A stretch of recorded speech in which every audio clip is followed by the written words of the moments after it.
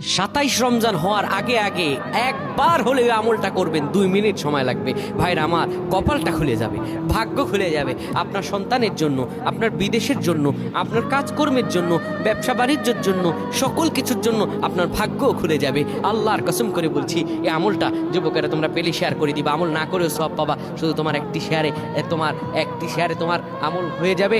তুমি আমল না করেও সব পাবা। ভাইরা আমার, 27 রমজানের আগে আল্লাহর কসম করে বলছি, এই আমলটা ছাড়বেন না। এই আমলটা আপনারা সকলেই করবেন, এই আমলটা সকলের কাছে পৌঁছায় দেবেন, নিজে জানবেন এবং অন্যকে জানাবেন। যত মানুষ বিপদগ্রস্ত আছেন, যত অভাবে আছেন, বিদেশে থেকে দেশে আসতে পারতেছেন না, বিদেশ যেতে পারতেছেন না, বিপদের উপর বিপদ লেগে আছে, 27 রমজান হওয়ার আগে আমলটা করেন। 2 মিনিট সময় লাগবে, আর বেশি না।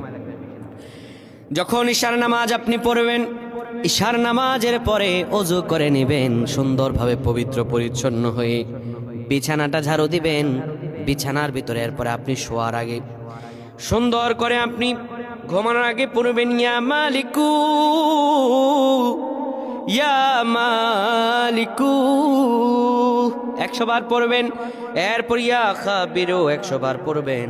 তারপরে একবার দুরূদ শরীফ পড়বেন। এরপরে 2টা হাত তুলে আল্লাহর কাছে যা দোয়া করবেন, আপনার দোয়া করতে দেরি হবে, আমার আল্লাহ কবুল করতে দেরি করবেন না। আল্লাহুম্মা আমিন।